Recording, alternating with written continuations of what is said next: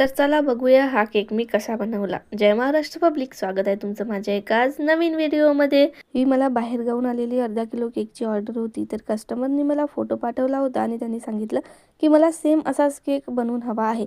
तर त्यावर चोकोज लावलेले होते. मी कस्टमरला सांगितले की माझ्याजवळ जे चोकोज मी बनवलेले आहेत ते मी तुम्हाला इथे लावून देणार आहेत, कारण फोटोमध्ये जसे दाखवले सेम माझ्याजवळ तसे नाही आहे. तर कस्टमर बोलले ठीक आहे, मला चालेल. तर त्यांनी मला हा रात्री 6 वाजेपर्यंत केक बनवून द्यायला सांगितलेला होता.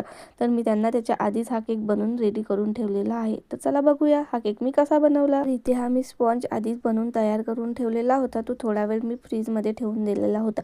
त्यानंतर मी फ्रीजमधून काढला आणि त्या ब्रेडच्या मी 3 लेअर कट करून घेतलेल्या आहे आणि त्यानंतर इथे मी क्रम कोटिंग करायला सुरुवात केली. तर इथे मी साईडनी पायपिंग बॅगचा यूज करून इथे क्रीम लावून घेत आहे, कारण पायपिंग बॅगनी जर क्रीम लावली तर ती व्यवस्थित बसते सुद्धा आणि जो ब्रेड क्रीममधून बाहेर दिसतो